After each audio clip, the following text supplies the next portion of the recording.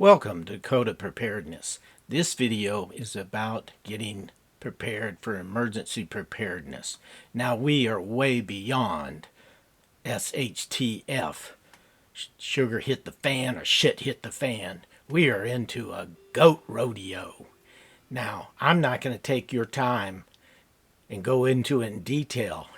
Go to Canadian Prepper, who's become an excellent newscaster and political analysis. Go to Peter Zion, the world's foremost geopolitical analyst, in my opinion. For goodness sakes, go on mainstream media if you want to, and you'll see that it's a total shit show. It is a goat rodeo, and you can get ready for this. The bare essentials for you and your loved ones. There's 5 key ingredients.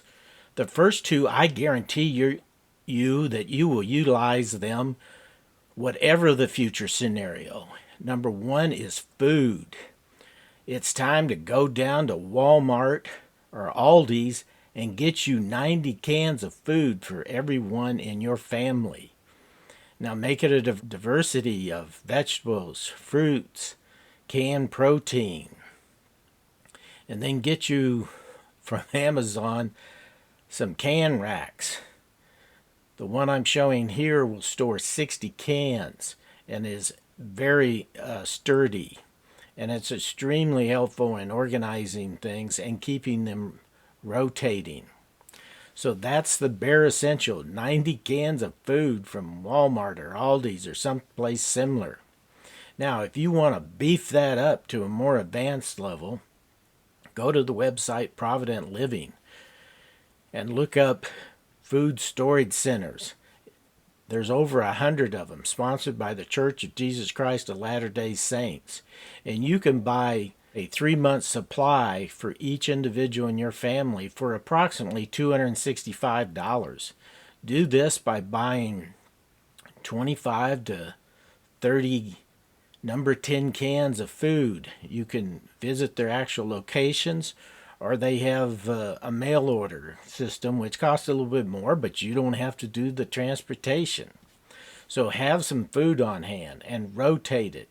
Like I say, whatever the scenario, you will use it.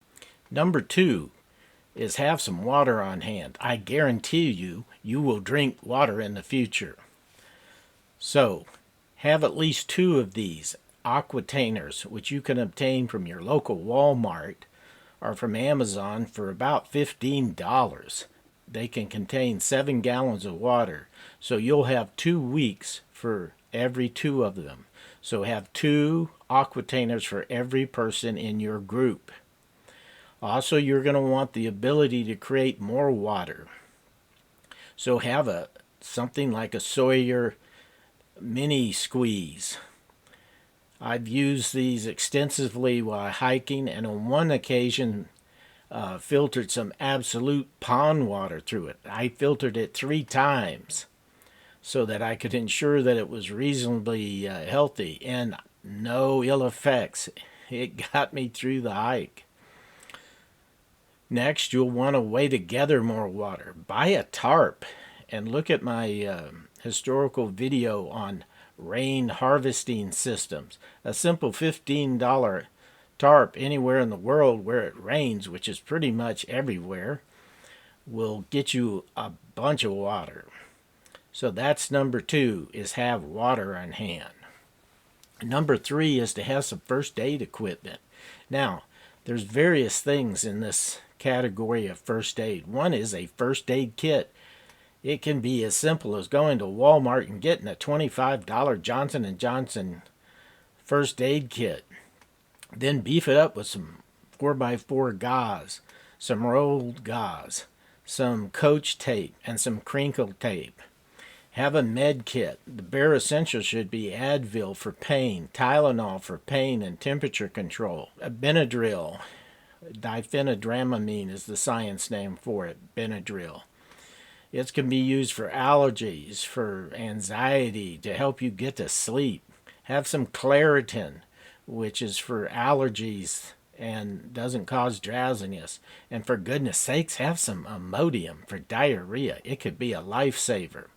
Now, A third category is these trauma kits where you get an Israeli combat bandage, chest compression needle, and so on. That's more of an advanced topic, in my opinion. For the bare essentials, have that med kit and have a first aid kit augmented with some other first aid supplies. Fourth major category is security.